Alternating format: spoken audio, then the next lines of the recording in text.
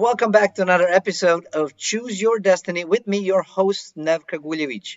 And I am beyond excited because today we have a great pleasure of welcoming my dear friend and colleague, Rashmi. Rashmi, welcome to the show.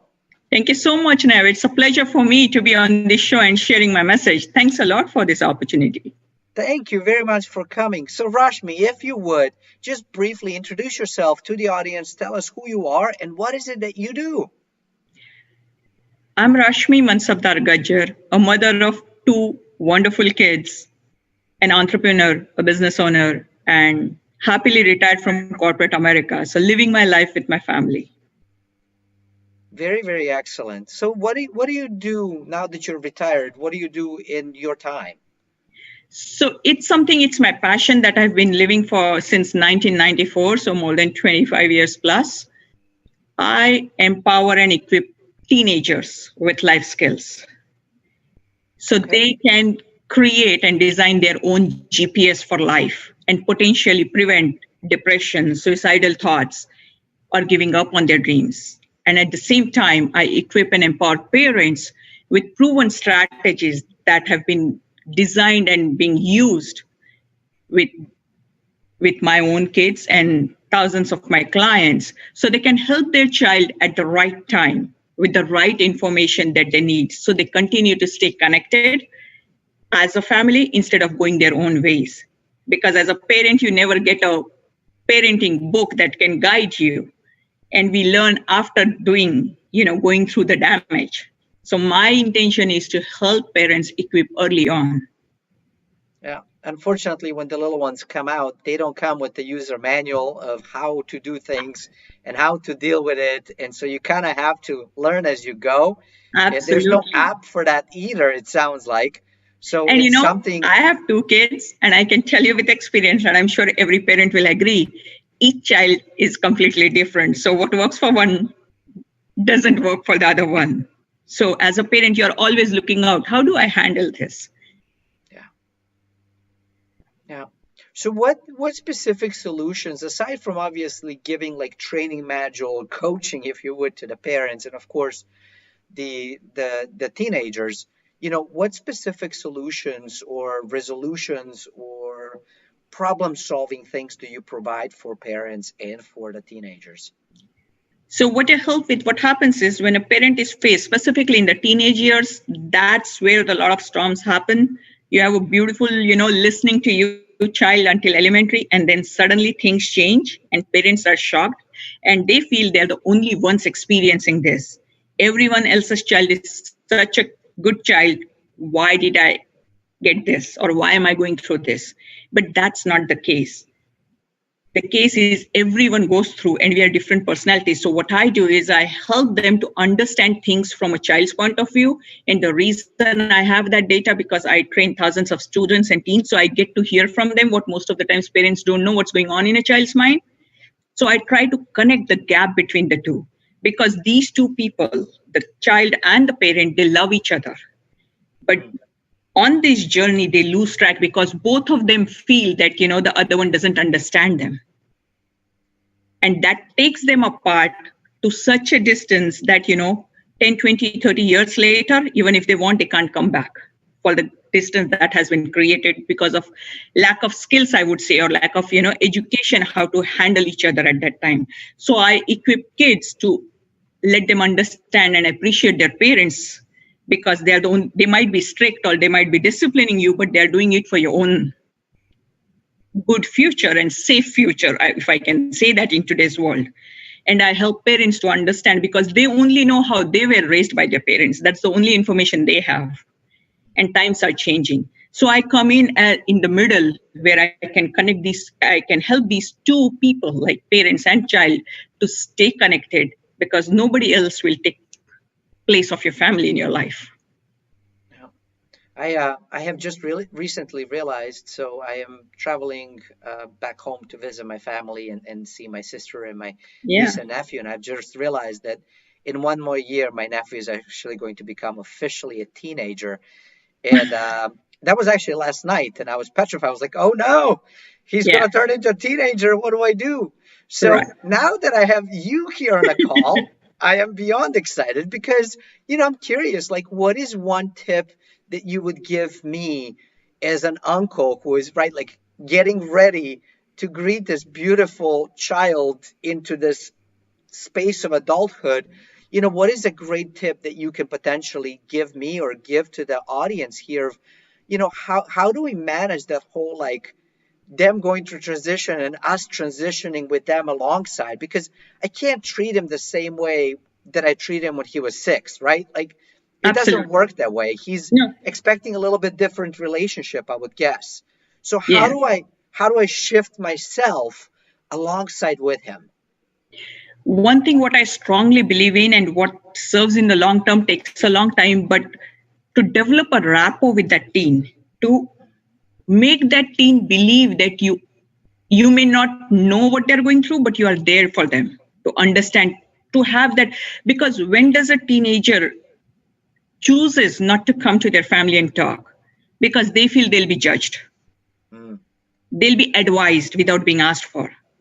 So I do it myself, and I help all of my parents do that. Hold back your advice, because the instant thing as an adult, what we do is if they are failing, we want to prevent them. And that still happens. Though you know they are going to fail, let them fail. Just let him know when you meet him that, hey, you're transitioning into a new world. I'm so excited. Who am I to tell you what to, because you're exploring, but just know that I'm here for you, because I've gone through my own set of things. Yeah, it was long back, but that time it was new for me. So, our paths might be different, but the experiences might be similar. And I'm learning not to judge you. So if their fear that I'll be judged reduces, they might connect more. And okay. that's the reason they go out in the outside world, whether it is in social media or friends, because they are not judging them, Mm. and they're willing to receive advice. So hold on to advices unless the teen is, realizes and willing to receive, because otherwise it just goes off. And that frustrates us more because we are doing for their own good and they're not taking it. So if I understood you correctly, let me see that I got this. Is obviously say, I'm here for you when they share things. Listen without judgment, listen with understanding and wanting to support. And before just sort of saying, well, Rashmi, you need to do this, this, this, this, this, I would say, well, Rashmi, it sounds like you're going through some stuff. I've gone through some stuff quite a few years back. So I may have some information for you. Whenever you're ready for me to give you maybe an advice or tip, let me know. But I'm going to let you figure it out. And I'm here for you as you're learning and growing. You just let me know what you need from me. How do I support you? Would that That be sort of a absolutely, thing? Did I get it? Oh, and that's here's beautiful. Charlie. We have Hi, a good. Charles. He too is a teenager, so he also acts like one. And letting them know, sometimes it helps if you can tell your nephew that, when I was your age, I was being bombarded with advice and I just didn't like it. And I understand how that feels when every adult is trying to spoon feed you or advise you. I would rather have liked if somebody, let me figure it out and I could reach out to them. So I'm going to play that role of an adult. So you're connecting to their pain point, because even they might not have figured out, they just react. They don't know why they're reacting. But if you define that pain point that, I know being there, being advised by adults without asking, I'm not going to do that mistake. So you are in his team because you understand his problem, you understand his pain point. And then, hey, I'm here because it's a no judging zone. I like that. I like that a lot. Now, what about, because some of our audience might actually be parents who are having teenagers or about to Yeah, have teenagers, or maybe uncles just like me who are saying, "Ooh, okay, I got to get ready for this. How do I prepare for this and support right, this kid as right. they go through this transition?" But some of our audience might actually be the teenagers themselves.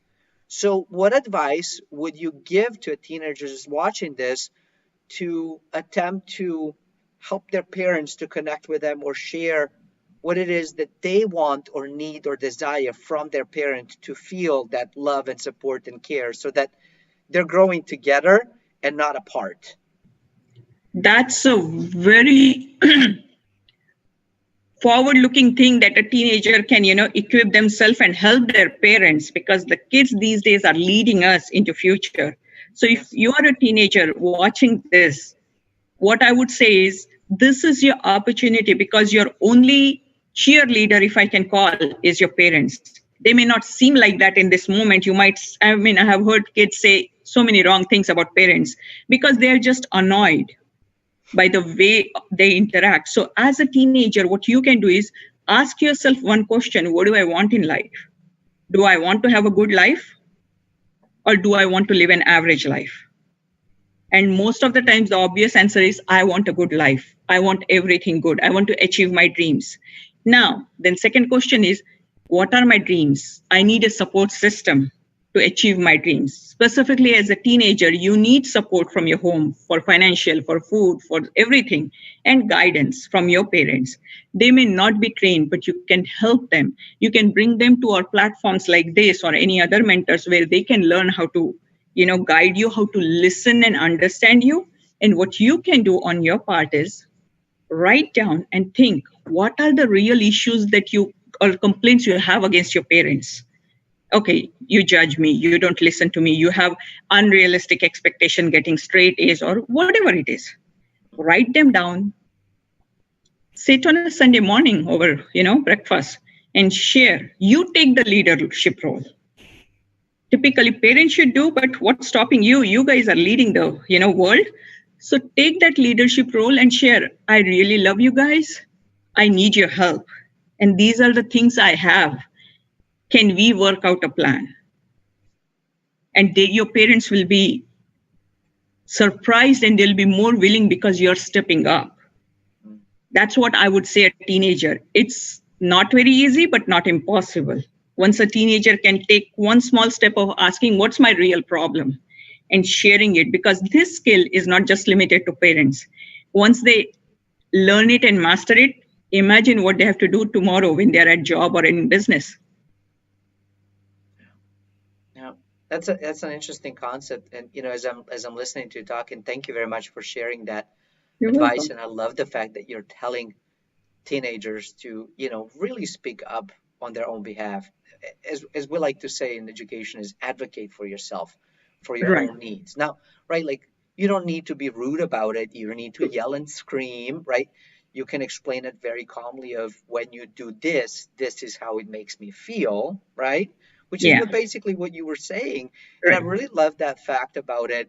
And as somebody who spent 20 plus years in education system and higher education, and working with students once they reach about 17, 18, all the way up to into their 30s, and their parents, one of the really interesting things that I've seen sort of shift over the decades is that the parents are in many ways not allowing their students, not allowing their teens to adult, to grow up.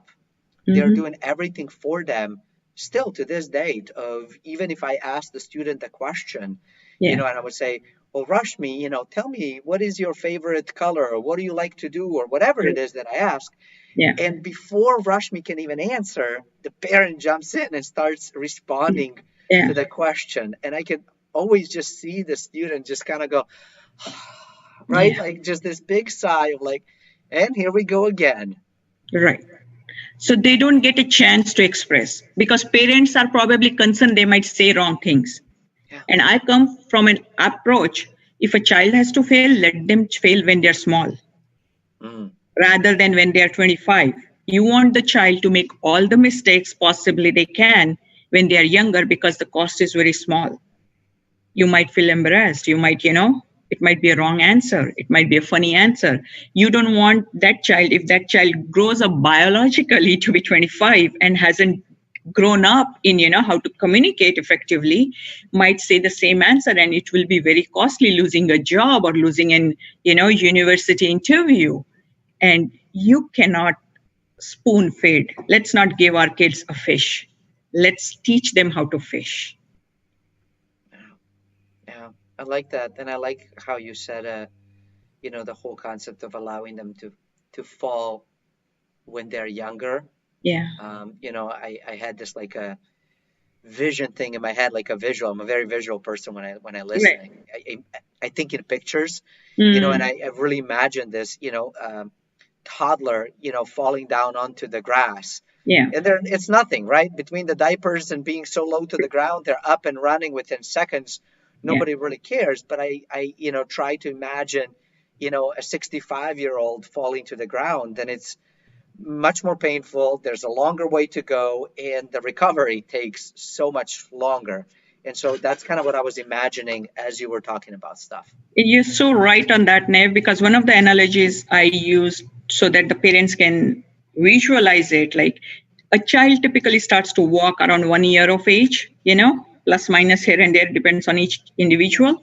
But parents, I have not seen one parent yet who doesn't allow their child to fall when they're learning to walk or stand up and walk.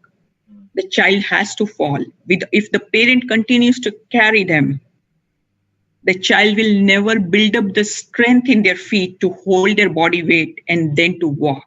So when we as parents, because it's nature, right? We understand that as nature that the child has to fall and we don't feel bad. We actually stay far away and ask the child to come towards us. But we forget to do the same thing when our child is 10, 12, 14, that they have to get back up, they have to fall. That's how they build their strength, not in their feet, but in their wrong decision making. They have to make wrong decisions, otherwise how will they know what's the right decision? Mm, that was so beautifully said. Absolutely beautifully said. And I just, thank you for that analogy because I think that might help a lot of our parents watching this to really realize and sort of look and step back, because and it's and sometimes I think of it might be easier said than done, right? Yeah. Like for me, it's much easier to notice when somebody else, like let's take business for example. It's much easier Yeah. for me to look in somebody else's business and say, oh my gosh, if you just do this and this, problem solved.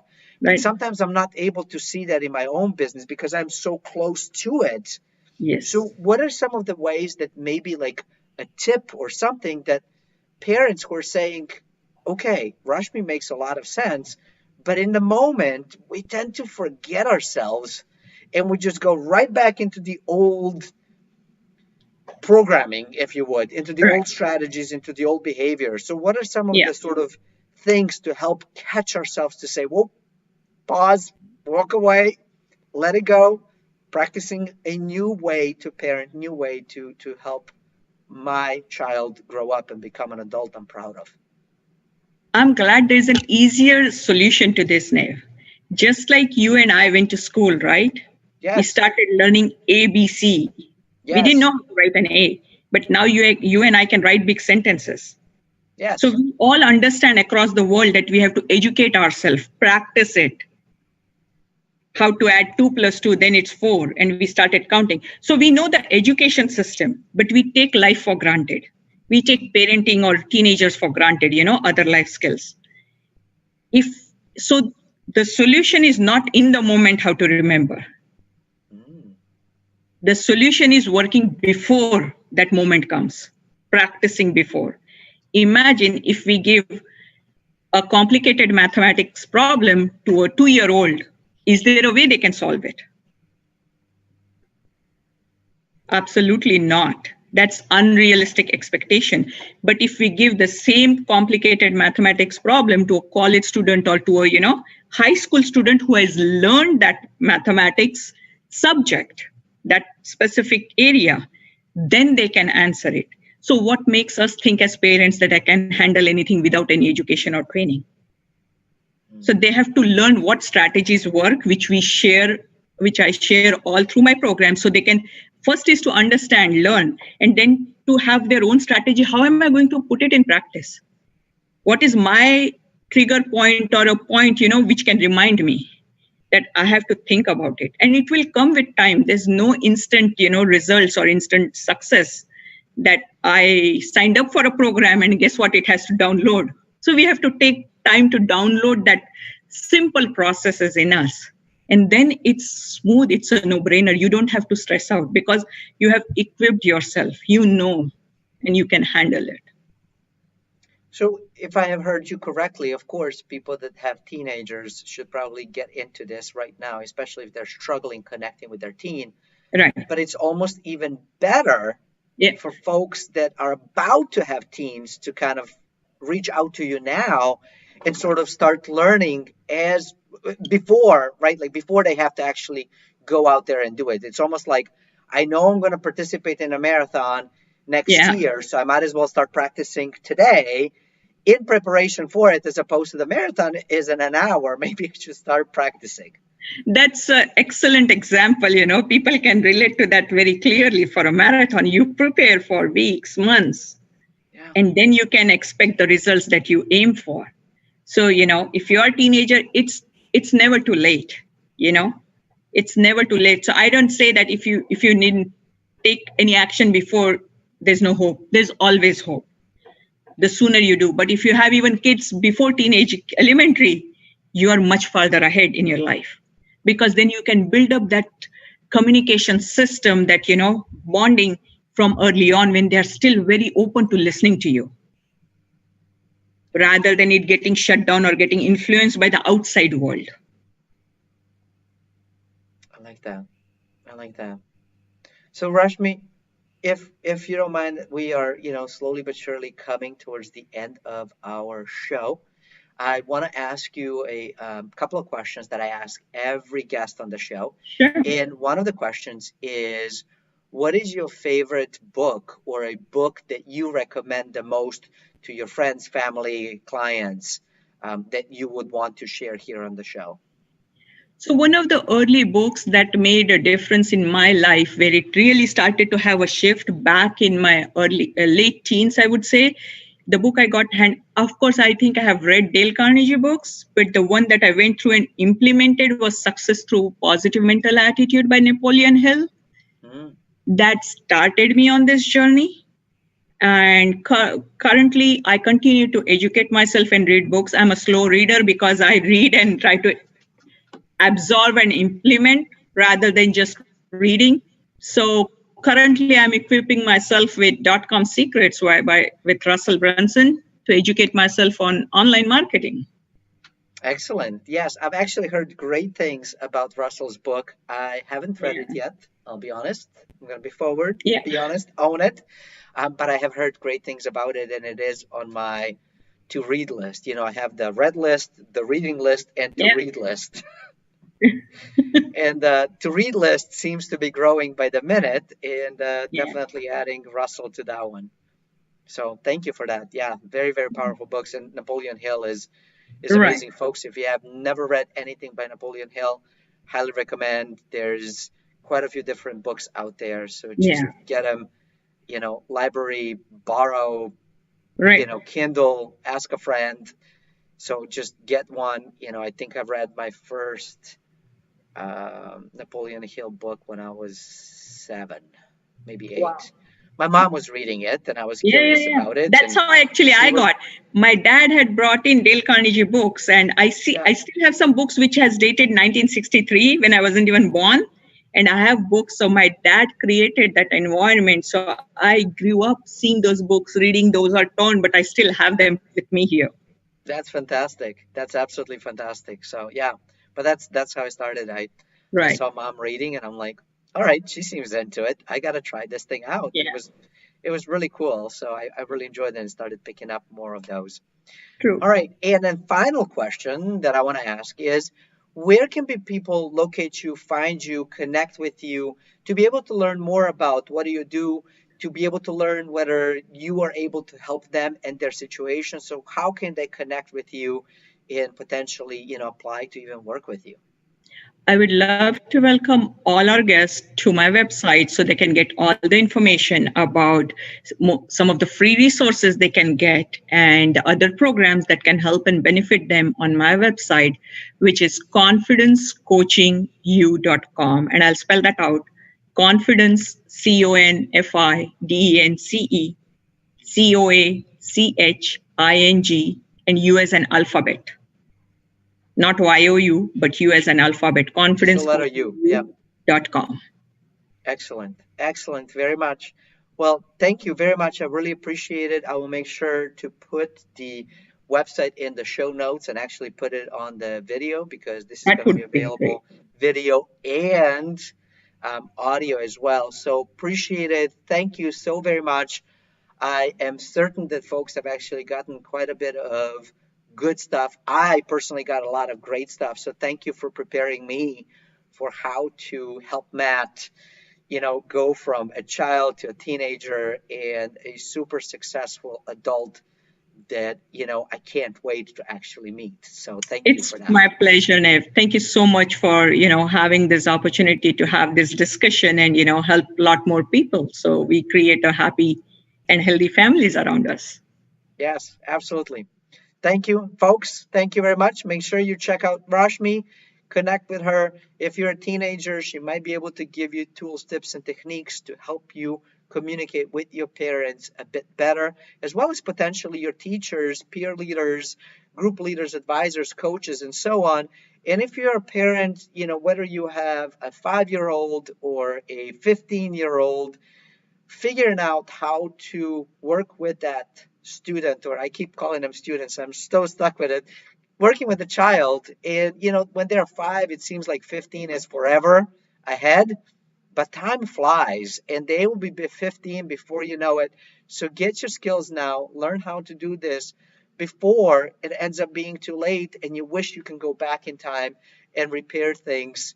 But by that point, it's too late. So reach out to Rashmi and find out what she can do, how she can help you. And who knows, she might be able to actually make sure that you and your child keep growing together as opposed to apart.